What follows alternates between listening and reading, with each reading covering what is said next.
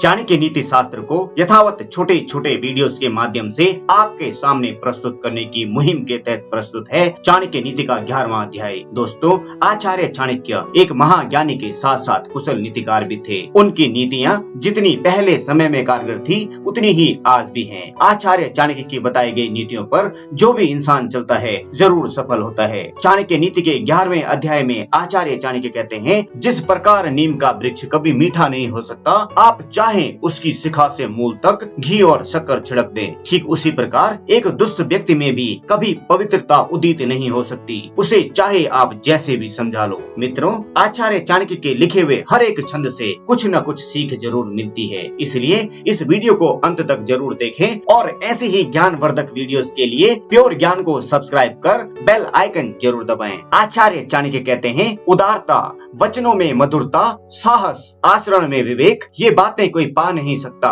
ये मनुष्य के मूल में होनी चाहिए। जो अपने समाज को छोड़कर दूसरे समाज में जा मिलता है वह उसी राजा की तरह नष्ट हो जाता है जो अधर्म के मार्ग पर चलता है। चाणक्य बुद्धि कहती है, हाथी का शरीर कितना विशाल है लेकिन एक छोटे से अंकुश से नियंत्रित हो जाता है। एक दिया घने अंधकार का नाश करता है, क्या अंधेरे से दिया बड़ा है? एक कड़कती हुई बिजली एक पहाड़ को तोड़ देती है, क्या बिजली पहाड़ जितनी विशाल है? जी नहीं, बिल्कुल नहीं। वही बड़ा है जिसकी शक्ति छा जाती है। इससे कोई फर्क नहीं पड़ता कि आपका आकार कितना है। महाज्ञानी आचार्य चाणक्य कहते हैं, जो मनुष्य घर गृहस्थी के कार्य में लगा रहता है वह कभी ज्ञान प्राप्त नहीं कर सकता। मांस खाने वाले के हृदय में दया नहीं हो सकती, लोभी व्यक्ति कभी सत्य भाषण नहीं कर सकता और एक शिकारी में कभी शुद्धता नहीं हो सकती। आप चाहें 100 बार पवित्र जल में स्नान करें, आप अपने मन का मैल नहीं धो सकते। ठीक उसी प्रकार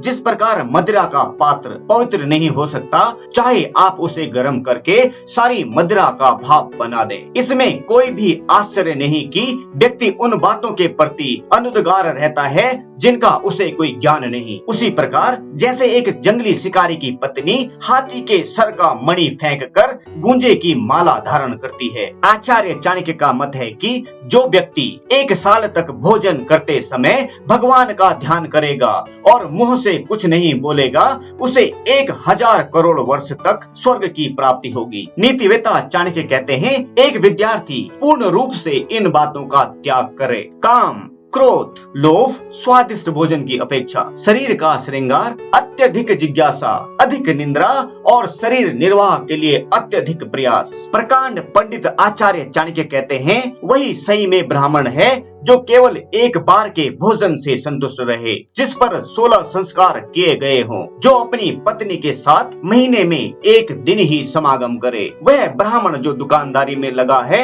असल में वैश्य ही है। जिस व्यवसाय में निम्न स्तर के लोगों से संपर्क करना पड़ता है वह व्यवसाय ब्राह्मण को शूद्र बना देता है। वह ब्राह्मण जो दूसरों के काम में अड़ंगे डालता है और दंभी है, स्वार्थी है, धोखेबाज है, दूसरों से घृणा करता है और बोलते समय मुंह से मिठास और हृदय में क्रूरता रखता है, वह बिल्ली के समान है। एक ब्राह्मण जो तालाब को, कुएं को, टांके को, बगीचे को और मंदिर को नष्ट करता है वह मलेच्छर है अथवा नीच है, पापी है। वह ब्राह्मण जो भगवान की मूर्ति की संपदा चुराता है और वह आध्यात्मिक गुरु जो दूसरे की पत्नी के साथ समागम करता है और जो अपना गुजारा करने के लिए कुछ भी और सब कुछ खाता है वह चांडाल है। मित्रों, आचार्य चाणक्य कहते हैं, एक गुणी मनुष्य को वह सब कुछ दान में दे देना चाहिए जो उसकी आवश्यकता से अधिक है। केवल दान के कारण ही कर्ण, बलि और राजा विक्रमादित्य आज तक याद किए जाते हैं। जरा गौर से देखिए उन मधुमक्खियों को जो अपने पैर दुखी होकर धरती पर पटक रही हैं और अपने आप से कह रही हैं, हमने अपने शहद को ताउम्र बचा कर रखा मगर आखिर में सब चला ही गया,